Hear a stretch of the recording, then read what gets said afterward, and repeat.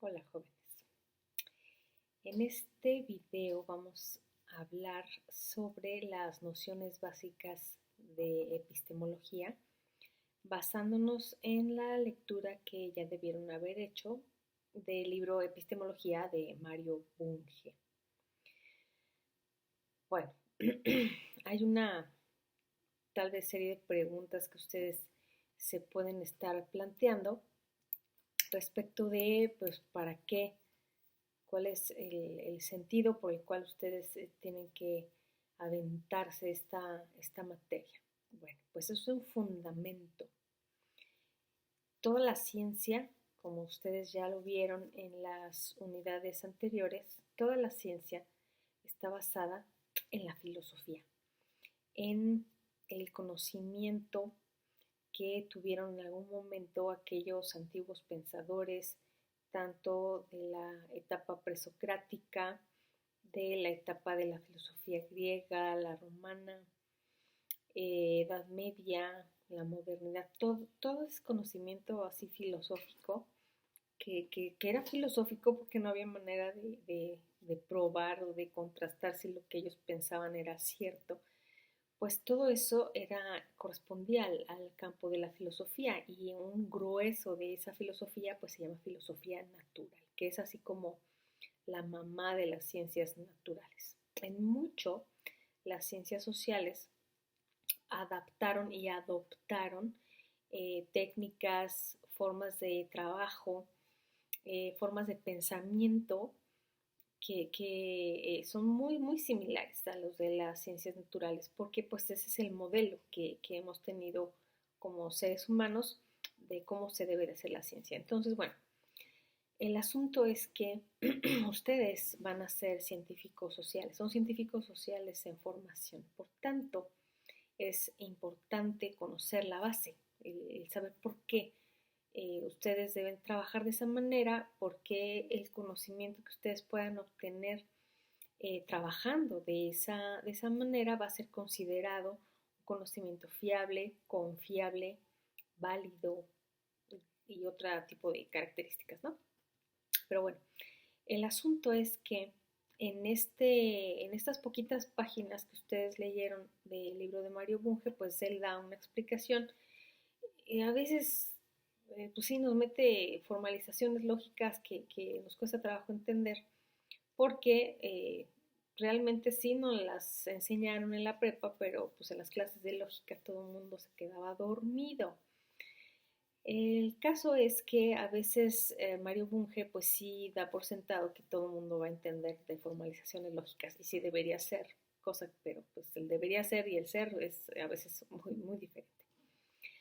Eh, Sin embargo, el asunto aquí es que necesito que se centren en estas cuestiones básicas de la epistemología.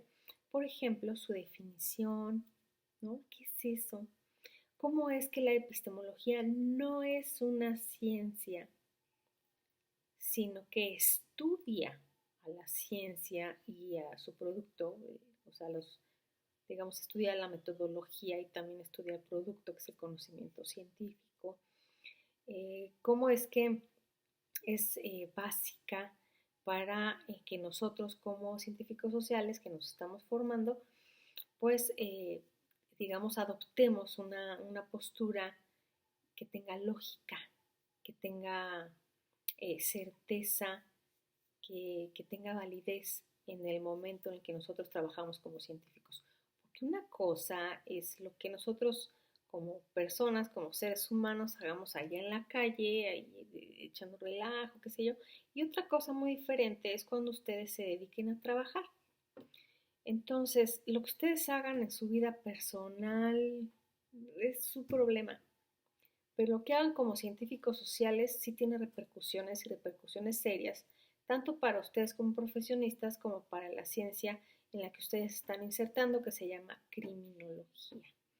Entonces, por eso hay que tener mucho cuidado en cómo trabajamos, en qué visión tenemos sobre la ciencia, en qué visión tenemos sobre nuestra propia disciplina, y todo eso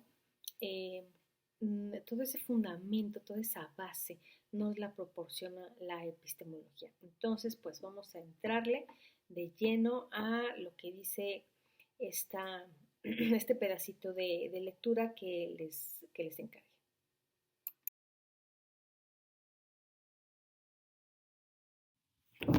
La epistemología es la rama de la filosofía que estudia a la investigación científica y su producto, el conocimiento científico. Dice Mario Bunge que la epistemología trata de los problemas filosóficos que rodean a la teoría del conocimiento. Se ocupa de la definición del saber y de los conceptos relacionados, las fuentes, criterios, tipos de conocimiento posible y el grado con el que cada uno de estos conocimientos tiene certeza, que resulta cierto, así como de la relación exacta entre el que conoce y el objeto conocido. La epistemología entonces es conocida también como filosofía de la ciencia. Ahora, ¿de qué se trata esto de la definición del saber y conceptos relacionados? Bueno, pues se trata básicamente de que nosotros podamos hacer una diferenciación de lo que es conocimiento común y conocimiento científico. Es decir, cualquier tipo de saber, cualquier tipo de conocimiento no necesariamente es científico.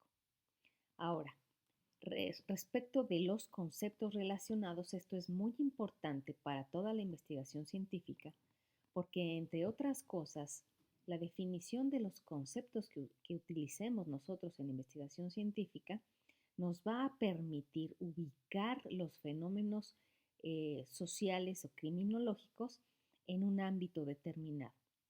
Ahora, también respecto de lo que son las fuentes, pues ustedes ya llevaron una materia que se llama análisis de fuentes científicas, pues la epistemología también se va a centrar en corroborar si verdaderamente las fuentes que ustedes utilizan para hacer investigación son científicas o no lo son. Los tipos de conocimiento posible pues también se relacionan mucho con el conocimiento común y el conocimiento científico. Es decir, ¿qué tanto podemos conocer sobre un fenómeno en especial de manera común o de manera científica? ¿Y qué tan cierto o con qué tanta certeza vamos a tener nosotros de que lo que nosotros estemos investigando realmente sea cierto o no sea cierto? Ahora, respecto de la relación exacta entre el que conoce y el objeto conocido, pues esto se relaciona precisamente a esas discusiones que luego ustedes escuchaban en alguna de sus materias de la prepa o tal vez el semestre pasado respecto de la persona que está conociendo y el objeto que está conociéndose. Entonces, la epistemología también se va a centrar en eso, es decir, la relación que existe entre uno que conoce y el objeto que está conociendo es una relación objetiva o es una relación subjetiva. Entonces, ese tipo de discusiones son las que aborda la epistemología.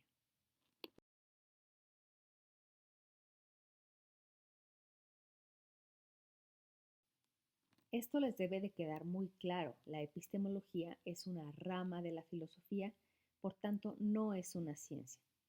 Y como se les dijo en la introducción de este video, la relación que existe entre la filosofía y la ciencia es muy estrecha.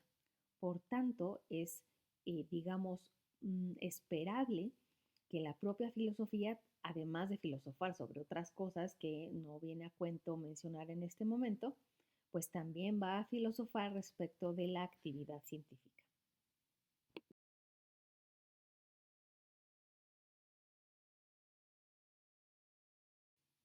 Ahora, la epistemología como disciplina filosófica fue practicada, según Mario Bunge, de manera informal por muchos filósofos y científicos del mundo.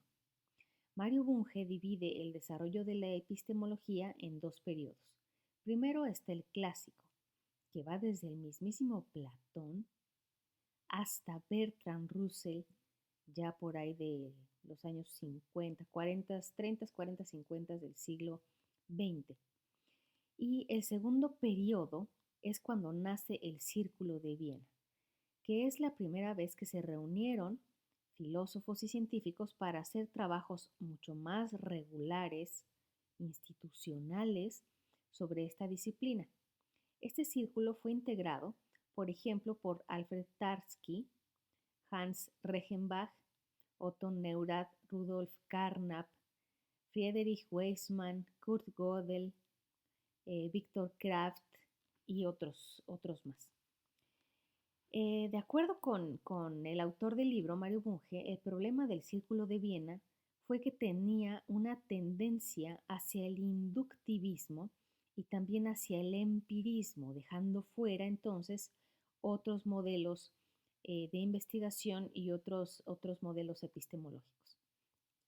Además de que tuvo mucha influencia de Ludwig Wittgenstein, que pues se ocupó mucho más de juegos lingüísticos, es decir, del lenguaje de la ciencia.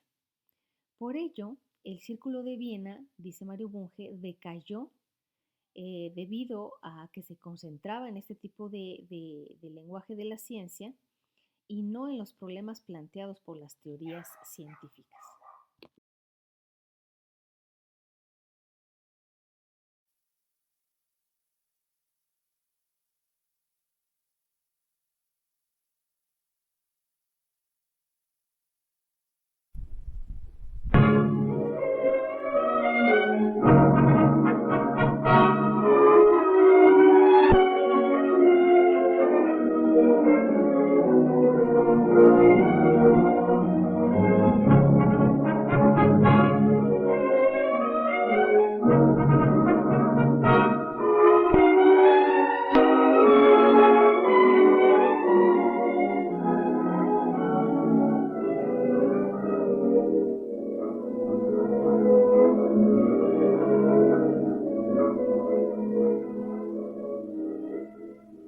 Lord Russell, what is philosophy?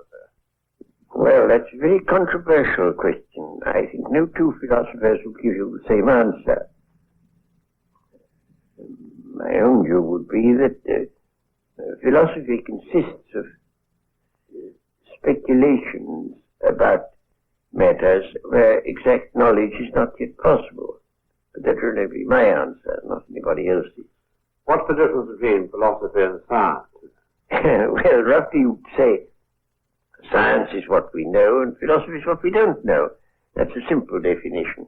And for that reason, Christians are perpetually passing over from philosophy into science as knowledge advances. When something is established and discovered, it ceases to be philosophy and becomes science. Yes. And all sorts of questions that used to be labeled philosophy are no longer so labeled. What good is philosophy? I think philosophy has two uses, really. One of them is to keep alive speculation about things that are not yet amenable to scientific knowledge. After all, scientific knowledge covers a very small part of the things that interest mankind and ought to interest them. There are a great many things of immense interest about which science, at present at any rate, has nothing to say.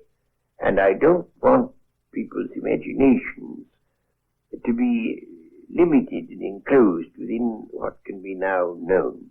And I think to enlarge your imaginative purview of the world into the hypothetical realm is one of the uses of philosophy. But there's another use which I think is equally important, which is to show that there are things we thought we knew and don't know. On the one hand, to keep us thinking about things that we may come to know, and on the other hand, to keep us modestly aware of how much that seemed like knowledge isn't knowledge. Could you give some illustrations of the sort of subject which have been speculated about and then produce some material result later? Yes, it's quite easy to do so, especially from Greek philosophy. The Greeks invented a whole lot of hypotheses which turned out valuable later, but which in their day couldn't be tested. Take, for example, the atomic hypothesis. Democritus invented the atomic hypothesis that matter consists of little atoms. And after about 2,000 years, rather more than that, it turned out that this was the right scientific view. But in his day, it was merely a suggestion. But didn't Plato think that Democritus's theory about atoms was a lot of nonsense? Plato was horrified by him, said all his books ought to be burnt, because Plato didn't like science. He liked mathematics, but he didn't like anything else that was scientific. Now, in this way, philosophy, in a sense, becomes a kind of servant of science. Well, that's part of it. But, of course, it isn't only a servant of science, because there are a number of things that science can't deal with. All questions of values, for example. Science won't tell you what is good and what is bad. Tell you what is good or bad as an end, and not just as a means. But what change has there been over the years in the attitude of philosophers and the public to philosophy, would you say? Well, that depends upon the school of philosophy that you're thinking of. In Plato and in Aristotle, both of them, the main thing was an attempt to understand the world. And that, I should say personally, is what philosophy ought to be doing. But then you come on to the Stoics, and their emphasis was mainly on morality. That you ought to be stoical, you ought to endure misfortunes patiently. And that came to be the popular use of a philosopher. Would you say that Marx was a philosopher? Well, he was certainly in a sense a philosopher. But now there you have an important division among philosophers. There are some philosophers who exist to uphold the status quo, and others who exist to upset it, and Marx, of course, belongs to the second lot. For my part, I should reject both those as being not the true business of a philosopher. And I should say the business of a philosopher is not to change the world, but to understand it, which is the exact opposite of what Marx said. What kind of a philosopher would you say you are? Well, the only label I thereof is logical atomist, but very keen on the label. I've rather avoided labels. What does that mean, a logical atomist? It means, in my mind, that the way to get at the nature of any subject matter you're looking at is analysis, and that you can analyze until you get to things that can't be analyzed any further. And those would be logical atoms. I call them logical atoms because they're not little bits of matter. They're the, so to speak, ideas out of which a thing is built up. What is the main trend of philosophy today? Well, one would have to distinguish there between English-speaking countries and continental European countries. The trends are much more separate than they used to be, very much more.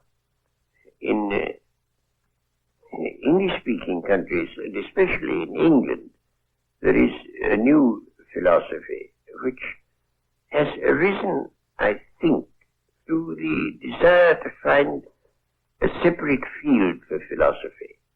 In what I was saying a moment ago, it would appear that philosophy is merely incomplete science, and there are people who don't like that view. They want to have science have a sphere, philosophy have a sphere to itself.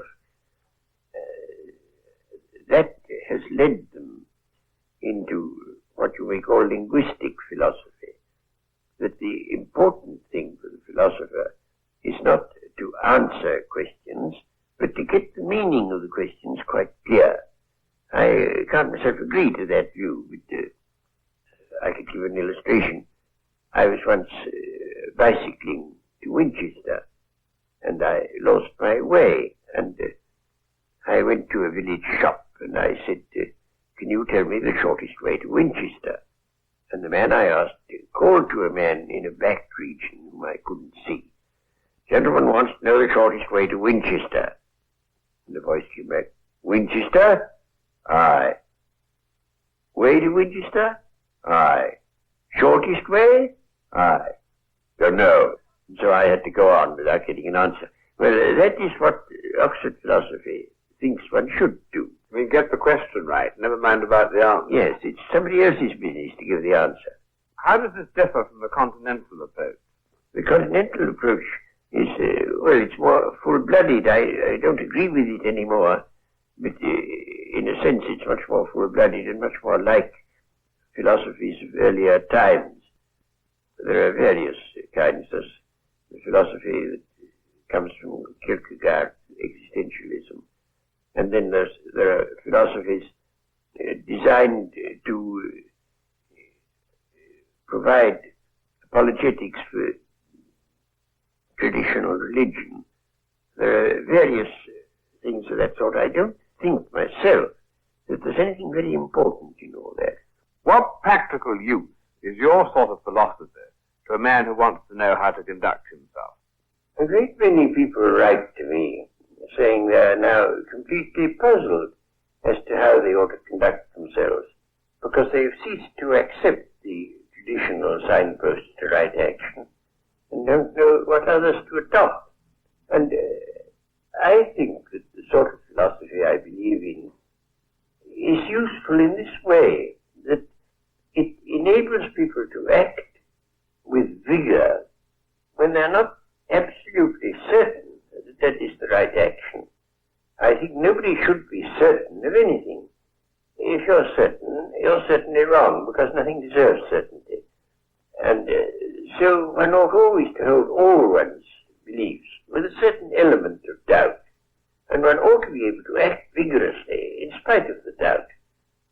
After all, this is what a general does when he's planning a battle. He doesn't quite know what the enemy will do, but if he's a good general, he guesses right. If he's a bad general, he guesses wrong. But one has, in practical life, to act upon probabilities. And what I should look to philosophy to do is to encourage people to act with vigor, without complete certainty. Yes, but now, how about this business, though, of making people so uncertain about things they'd sort of believed and had faith in? Doesn't that rather disturb them? Well, it does for a time, of course. And I think a certain amount of disturbance is an essential part of mental training.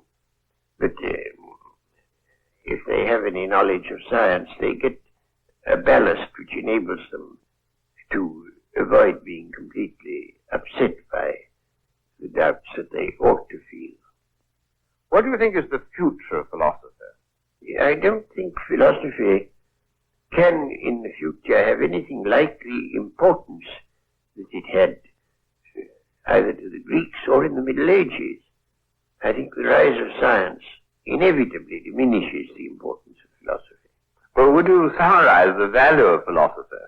First, because, as I say, it keeps you realizing that there are very big and very important questions that science, at any rate at present, can't deal with, and that a scientific attitude by itself is not adequate. And the second thing it does is to make people a little more modest intellectually and aware that a great many things which have been thought certain turned out to be untrue, and that there's no shortcut to knowledge, and that the understanding of the world, which to my mind is the underlying purpose that every philosopher should have, that is a very long and difficult business about which we ought not to be dogmatic. Thank you, Lord Russell.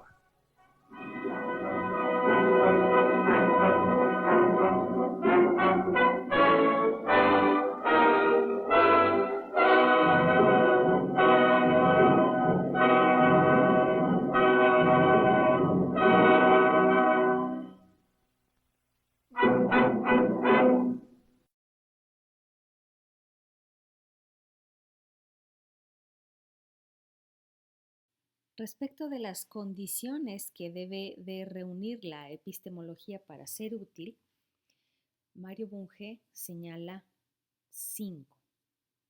Primera condición, incumbe a la ciencia. Es decir, la epistemología, para ser útil, se va a meter ahora sí que hasta la cocina para desentrañar los fundamentos filosóficos del quehacer científico. Otro es que atienda problemas filosóficos que se presentan en el transcurso de la investigación científica. Y este tipo de problemas filosóficos se va a referir más que nada al modelo o a los modelos epistemológicos que como investigadores hayamos adoptado y también cuestiones, como se va a ver un poquito más adelante, sobre lógica, semántica, metodología, ontología, hasta la propia axiología, la ética y hasta la estética. Después señala que debe de reunir la condición de proponer soluciones claras a dichos problemas. Es decir, si encontramos, por ejemplo, algún problema de ética, la epistemología debe saber proponer qué soluciones a ese problema ético se pueden ofrecer en la investigación científica.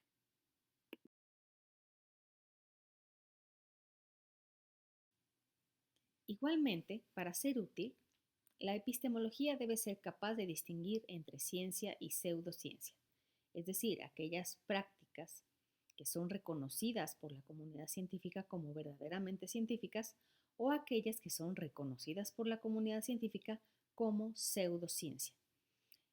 Y hay un montón de prácticas que pueden ser entendidas pseudocientíficas y nosotros como investigadores debemos tener muchísimo cuidado en evitar por cualquier medio meternos en ese campo tan pantanoso de la pseudociencia. Esa cosa de la pseudociencia la vamos a abordar, se aborda en Fundamentos de Investigación en el siguiente semestre, pero váyanse dando a una idea, y lo quise ilustrar con este cartón, respecto de la diferencia entre método científico y pseudociencia. El primer dibujito dice, aquí tenemos los datos, ¿qué conclusiones podemos extraer de ellos? Y en la pseudociencia empiezan al revés, aquí tenemos las conclusiones, ¿qué datos podemos hallar para confirmarlas? Esa es una manera pseudocientífica de trabajar porque los datos nos van a dar una base para iniciar nuestra investigación de manera científica. No podemos nosotros tener una conclusión sobre un hecho que tenga un montón de prejuicios y tratar de encontrar datos que los corroboren. Eso, trabajar al revés, es una práctica pseudocientífica. Otra condición que dice Mario Bunge es que la epistemología puede criticar resultados y programas erróneos. Es decir, se le da la libertad a esta filosofía de la ciencia de criticar aquellos resultados que no parezcan ser muy acordes a la realidad y programas de investigación que tengan problemas hasta de lógica, y sí los hay. Entonces, la epistemología también va a ser capaz de distinguirla. Y propone al final nuevos enfoques, es decir, va a trabajar dentro de sí misma como filosofía de la ciencia para proponer enfoques que puedan servir para hacer trabajo de investigación científica.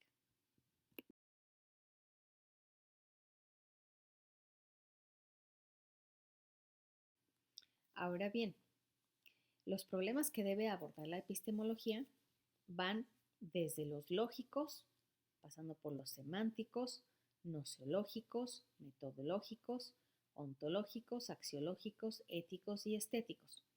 Es decir, la epistemología va a poder abordar problemas lógicos que se encuentren en la investigación científica, sobre todo en aquellas partes de la investigación que parecen estar contradiciéndose a sí mismas. Ahí hay un problema de lógica. También un problema de lógica se puede encontrar cuando no hay una conexión entre, por ejemplo, un párrafo y otro, ¿no? Cuando estamos diciendo una cosa en un párrafo y en el siguiente decimos otra cosa totalmente diferente. Entonces, ese tipo de problemas también los puede abordar la epistemología. Problemas semánticos, ustedes saben muy bien de qué se trata eso. Es decir, significados, signos lingüísticos de las palabras y todas esas cosas que ustedes ya saben. Ahora, los problemas nociológicos se refieren más que nada a problemas de conocimiento. A eso se refiere la nociología. Los problemas metodológicos pues se refieren precisamente a la manera en la que vamos a trazar una ruta para hacer investigación. Los problemas ontológicos se refieren al ser o a lo que está. Esto tiene mucha relación con lo que veíamos al inicio del curso respecto de la ontología de las ciencias sociales, respecto de las posturas estructuralistas y las posturas individualistas. Esos son problemas también ontológicos porque se puede encontrar en la epistemología. Utilizando la epistemología podemos encontrar errores en nuestra postura ontológica, donde nos vayamos, por ejemplo, iniciando con una postura estructuralista y de repente terminamos más individualistas. Entonces, ese tipo de problemas también se pueden abordar desde la epistemología. Los problemas axiológicos se refieren a los problemas de valores, es decir, la carga de valores que puede existir en nuestra investigación científica, y es recomendable, por supuesto, que nuestros valores personales no interfieran en la investigación. Problemas éticos, es decir, de la ética de la investigación, donde aquí en la universidad tenemos, por supuesto, comités de ética y bioética que revisan,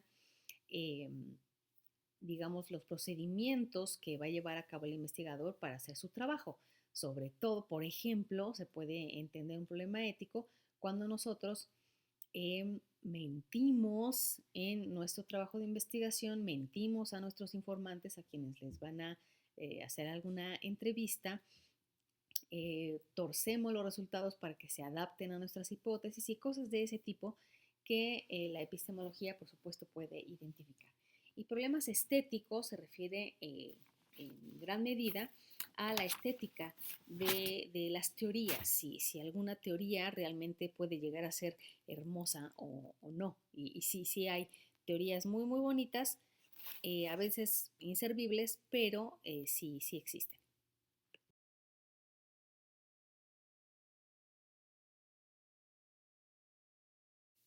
Y así cierra Mario Bunge esta parte hablando sobre las ramas que debe de tener la epistemología: la lógica de la ciencia, semántica de la ciencia, teoría del conocimiento científico, la metodología de la ciencia, ontología de la ciencia, axiología de la ciencia, ética de la ciencia y estética de la ciencia.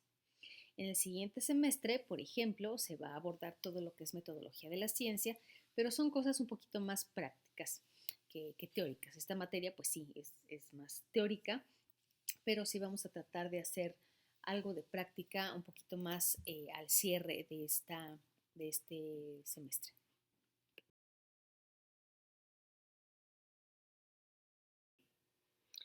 Como pudieron ver, la epistemología tiene su chiste. Tiene, por supuesto, su razón de ser, pero también no es así como cualquier cosa. Es necesario que ustedes refuercen estos conocimientos que nos proporcionan las lecturas del curso para que les sirva como fundamento para que posteriormente avancen en la, digamos, adopción personal de una postura epistemológica que les va a guiar y les va a servir, les va a dirigir en todo su trabajo como científicos sociales. O sea, no se trata nada más de cosas de reflexión personal y de que si voy a ser buen científico. No. O sea, ojalá que sí, pero eso no tiene nada que ver con la ética. Hay una parte, por supuesto, que lo cubre la ética de la ciencia, pero la epistemología en este curso se va a dedicar a dar, sí, pues como ya vieron, un buen pedazo de lo que es la historia del conocimiento científico, pero también las discusiones principales que se dan entre posturas o modelos epistemológicos encontrados o enfrentados, ¿no? Y de ustedes ya será la responsabilidad de adoptar un modelo y trabajar con ese modelo epistemológico en sus investigaciones científicas. Por supuesto que ya vamos a ver los modelos, de qué se trata, pero les va a servir de guía. Es decir, si ustedes adoptan un modelo, por ejemplo, realismo, tienen que quedarse en ese modelo a lo largo de una investigación. Pero si después en otra investigación quieren cambiar de modelo, pues lo cambian. No, o sea, no es que uno se case con el modelo, ¿sí? Sino que por lo menos en la investigación que estén haciendo en ese momento debe de ser coherente con uno de los modelos que ya iremos presentando un poquito más adelante. Entonces, bueno, la epistemología es el fundamento de todo el conocimiento científico, porque se trata de investigar, de ver si lo que estamos conociendo es certero, si tiene validez, cómo se genera el conocimiento científico, quién dice que es válido y quién dice que no es válido el conocimiento que estamos generando, la diferencia entre conocimiento común y conocimiento científico, todas esas discusiones, ¿sí? Sobre todo también muy importante la pseudociencia, que es algo con lo que convivimos todos, todos los días. Es también una parte muy importante que es abordada por la epistemología. Entonces, bueno, espero que haya quedado más o menos clara la lectura ya con esta explicación que hago en este video y esténse atentos para la siguiente actividad.